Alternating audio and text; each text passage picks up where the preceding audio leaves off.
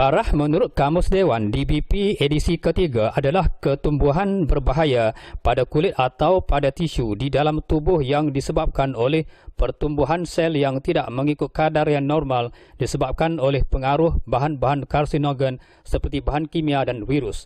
Penyakit barah ini boleh merebak dan menular yang menyebabkan secara sedar atau tidak pesakit akan berasa kesakitannya, namun secara tidak sedar jika penyakit berkenaan sampai ke kemuncaknya, pesakit barah pastinya akan menderita disebabkan tidak mempedulikan rawatan yang sepatutnya diterima.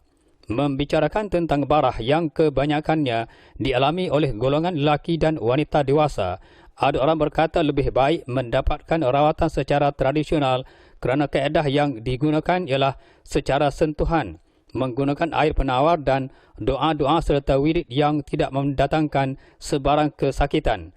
Malahan, bayaran yang dikenakan juga agak rendah berbanding rawatan moden yang tentunya menyakitkan melalui beberapa sesi pembedahan dalam tempoh tertentu.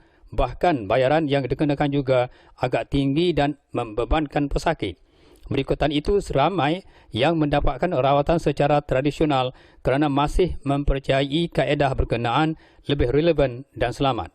Ketika ditemui wartawan CTV, salah seorang pakar perubatan barah tradisional Haji Cik Awang Cik atau lebih dikenali sebagai Pak Suwe dari Kampung Periuk, Tumpak, Kelantan mengakui semakin ramai kalangan orang-orang dewasa sama ada lelaki, wanita termasuk kanak-kanak yang mendapatkan rawatan darinya. Pak Suwel yang merupakan anak bongsu dan beliau memperoleh ilmu mengubati barah daripada arwah bapanya, Allahyarham Pak Su Cik, yang merupakan bomoh barah tradisional yang agak tersohor di kampung berkenaan. Pak Suwel adalah keturunan keempat yang memperolehi ilmu berkenaan. Manakala masalah terseliuh, beliau belajar daripada guru yang lain pula. Pelbagai jenis penyakit yang dirawat oleh beliau seperti penyakit kenan, kayap, kudis, sarat, bertih, campak, senggugut dan medu. Penyakit barah adalah lebih utama. Beliau merupakan seorang pakar dalam bidang berkenaan kaedah menghasilkan ramuan ubat-ubatan berkaitan dengan penyakit terbabit adalah menjadi rahsianya sebab hanya keluarganya sahaja yang boleh memberitahunya. Pak Suwe mula belajar ilmu merawat barah ini ketika peringkat remaja dalam usia 17 tahun lagi. Pak Su hanya menerima ilmu ibu dengan cara mempelajari dan mengenalinya sendiri. Selepas itu akan masuk sendiri. Dengan demikian, secara automatik Pak Su akan dapat membacanya walaupun ketika sedang tidur. Selepas itu Pak Su hendaklah menghafal sedikit demi sedikit. Jelasnya menyorot sejarah awal beliau mendapat ilmu merawat barah terbabit. Ketika ingin membuat rawatan terhadap pesakit, beliau akan dapat mengetahui keadaan pesakit mulai deria dengan cara menyentuh pesakit di bahagian yang sememangnya akan dirasai oleh deria jari jemarinya. Apabila sampai di tempat yang dikatakan barah itu, dengan tiba-tiba jari jemarinya tidak dapat merasai apa-apa lagi, beliau akan meniup di tempat yang dimaksudkan. Dengan tiba-tiba beliau akan merasai tindak balas dari pesakit tersebut seperti ingin beradu kekuatan dengannya. Ketika itulah beliau akan mengetahui penyakit yang dimaksudkan itu. Beliau kemudiannya akan melakukannya secara ulangan sebanyak 3 kali dan kali ketiga itulah penyakit berkenaan akan memberikan tindak balas terhadapnya sehingga akan dirasai di bahagian tengkuk. Penyakit ini sememangnya suka mengambil tindakan terhadap orang yang cuba menyembuhkannya. Sebab itulah anak-anaknya sendiri tidak ingin mempelajari ilmu berkenaan darinya disebabkan sifat penyakit berkenaan. Penyakit barah ini berpunca dari makanan yang dimakan oleh pesakit sehingga menyebabkan barah. Penyakit barah semakin membesar apabila individu memakan kulit ayam. Hati dan perut akan menyebabkan barah semakin membiak. Penyakit dari keturunan lazimnya amat jarang berlaku, jelasnya. Katanya, barah yang paling bahaya ialah barah tulang, di mana pesakit yang mengalaminya akan berasa seperti dicucuk-cucuk. Di antara penyakit barah lain seperti barah daging, barah angin, barah urat, barah darah dan raja satun termasuk dalam kategori yang sama. Kesemua penyakit barah ini mempunyai penjaganya, di mana barah ini berpunca dari darah dalam tubuh pesakit itu sendiri. Sambungnya lagi, dalam kes barah tulang di mana pesakit berkenaan akan berasa seperti dicucuk-cucuk, barah ini perlu diberikan rawatan, dan jika rawatan tidak dipedulikan, pastinya pesakit akan menderita kesakitan dalam tempoh yang agak lama. Apabila menerima rawatan, pastinya barah berkenaan akan sembuh dengan segera. Kalau di hospital, barah seumpama ini hanya diberikan ubat penahan sakit sahaja. Pak Su pernah memberikan rawatan terhadap pesakit yang dalam keadaan seperti kain borok, yakni tidak bermaya. Selepas Pak Su meniup tubuh pesakit terbabit, dengan tiba-tiba pesakit berkenaan segar dan sembuh seperti biasa, katanya. Tambahnya lagi, dalam satu kes seorang bayi asyik menangis tidak henti-henti menyebabkan keluarganya dalam keadaan resah. Keluarga berkenaan berasa serba salah kerana apabila diberikan susu kepada bayinya, bayinya itu menolak, sudahnya menangis semahu-mahunya. Bimbangkan sesuatu bentuk gangguan luar yang menimpa bayinya, bapa bayi tersebut menyatakan hasratnya untuk menemui Pak Suwe.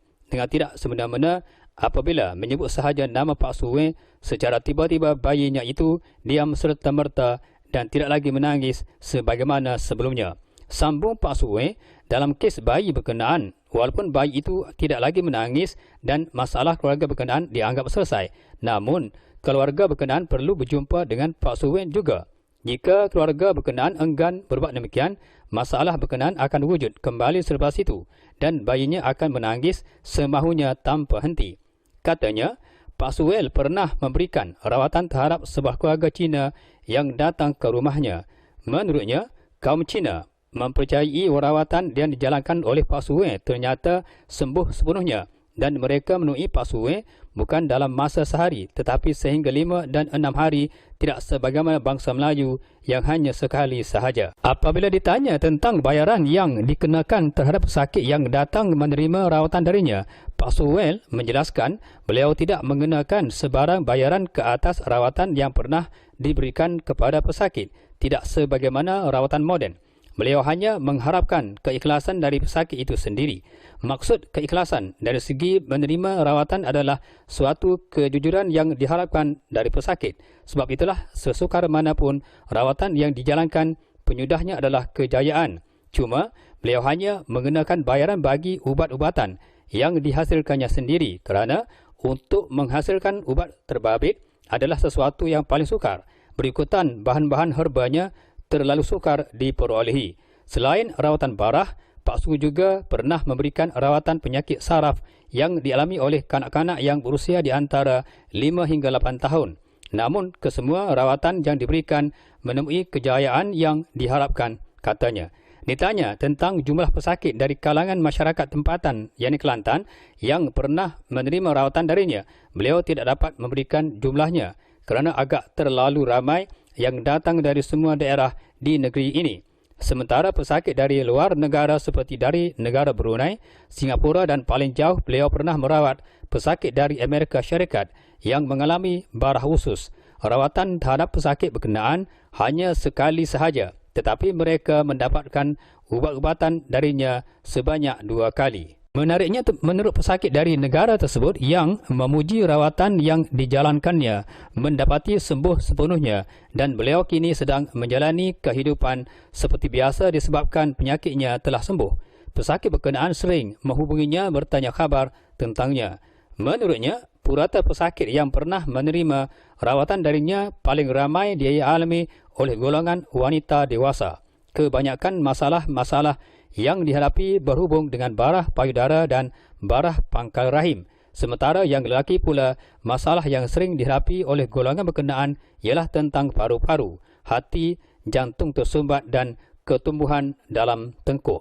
Justru, beliau berharap jika mengalami sebarang ketidakselesaan, segeralah datang menemui beliau dan Pak Suwel bersedia menghulurkan bantuan yang sewajarnya supaya setiap pesakit akan dapat menjalani kehidupan yang baik dan sempurna seperti sebelumnya.